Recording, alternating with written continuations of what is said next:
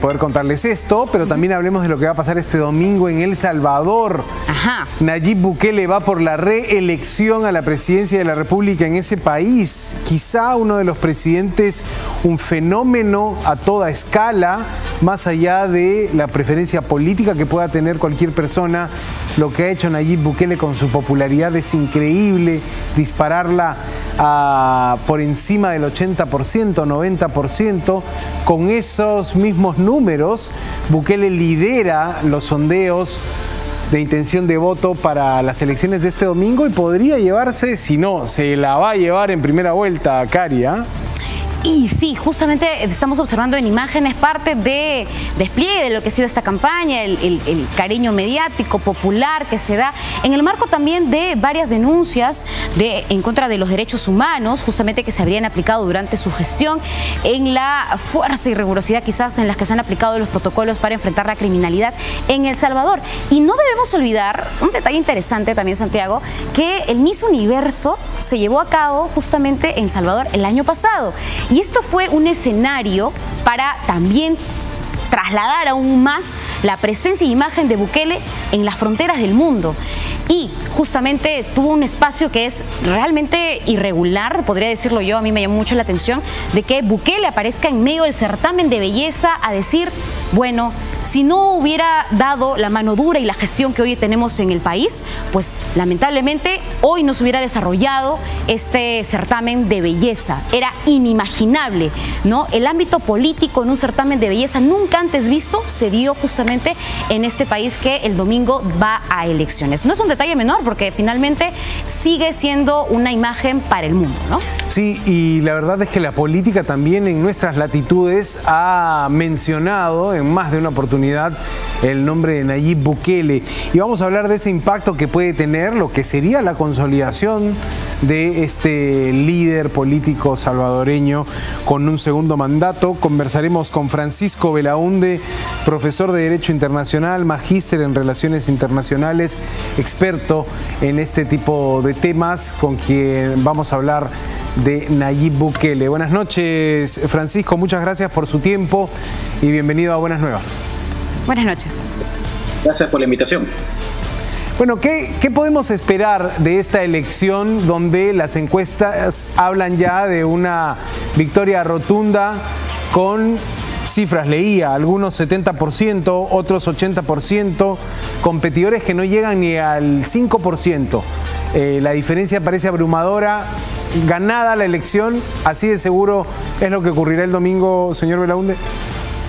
Sí, claro. La verdad es que lo único que hay que ver cuál es la dimensión de la victoria de Bukele, ¿no? Básicamente ese es el tema, porque claro, es un presidente muy popular, ¿no? Y además también ha arreglado un poco las normas electorales para obtener un triunfo mayor todavía, ¿no? Además no hay que olvidar que a nivel del Parlamento ha reducido la cantidad, el tamaño del Parlamento, lo cual va a reducir, y además con las normas electorales va a reducir a casi nada la votación de la oposición. Se calcula que Bukele, con las últimas cifras, podría obtener un 70%, ¿no? Pero a nivel del Parlamento podría quedarse, según algunas proyecciones, de 60 diputados, podría quedarse con 57. O sea, más de lo que de los votos que tendría normalmente, y esto por el sistema electoral, ¿no? Entonces sí, pues obviamente es una persona muy popular que de todas maneras ganaría. Claro que no hay que olvidar que es una reelección anticonstitucional, pero en fin, a la margen de eso, ganaría sin duda. Pero él, digamos, ha tomado algunas medidas a través de su parlamento para darle una mayor dimensión a su victoria, ¿no? Justamente cuando hablamos del ámbito anticonstitucional en lo que se está gestando hoy esta elección, en la que se habla de una victoria rotunda para este domingo, entendemos que los organismos internacionales estarán vigilando de cerca esta elección para evitar justamente mayor manoseo en este proceso de lo que ya ha habido a través de esas reformas. Claro, yo me imagino que una vez que ya una vez que está la popularidad del señor Bukele, más las reformas que han hecho para darle un mayor impacto a su victoria en términos de, sobre todo en términos digamos, de votos en el Congreso, imagino que no van a cometer la torpeza de además hacer algún tipo de irregularidades, ¿no? Porque tienen todo servido. Entonces yo me imagino que en todo caso no les será necesario, como digo, recurrir a maniobras, ¿no? El día de la elección. Ahora, incluso en la campaña parece que le ha sido muy fácil a Bukele no ampliar la agenda país, no ampliar una gama de temas y seguir capitalizando esta política de mano dura contra las pandillas, ¿no?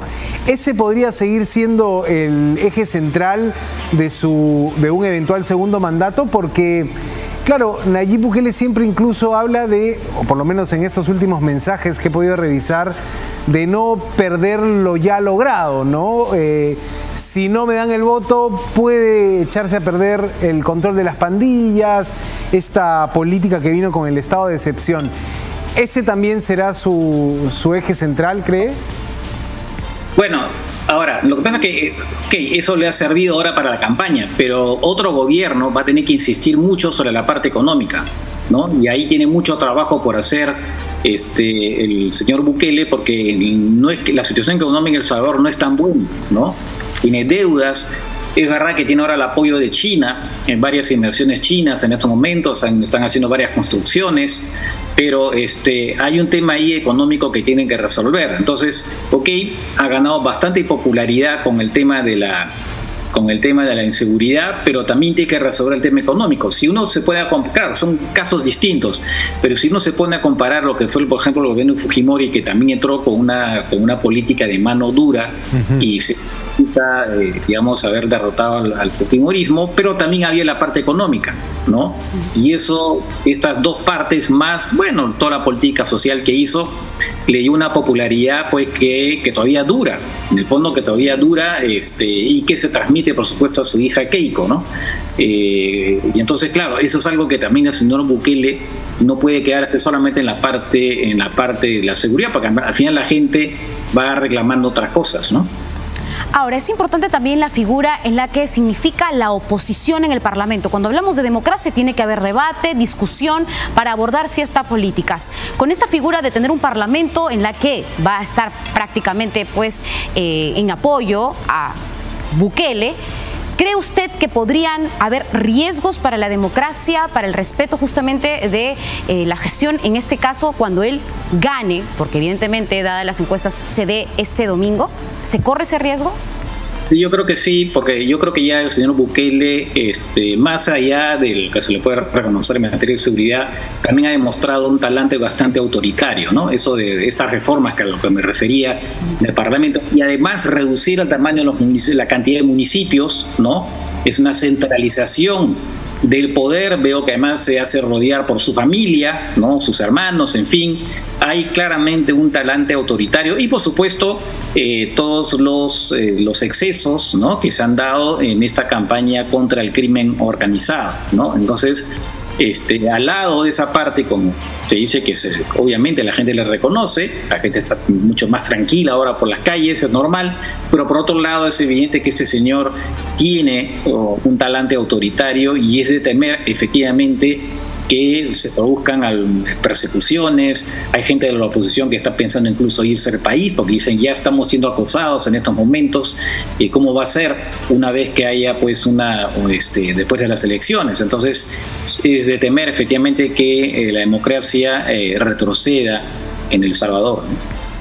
Ahora, estaba escuchando una interesante publicación en formato podcast que habla de Bukele y sobre todo destaca su rol de publicista, ¿no? De un líder joven, carismático, que no solo tiene este tipo de políticas que sabe impulsar, por lo menos sabe lanzarlas y ejecutarlas con los cuestionamientos que pueda haber, pero sobre todo sabe marketearlas, sabe venderlas, ¿no? O sea, fue muy visto y creo que generó mucho impacto también en la derecha peruana su figura, la idea de los grandes centros de reclusión, la sola conversión de un delincuente de crimen organizado a terrorista.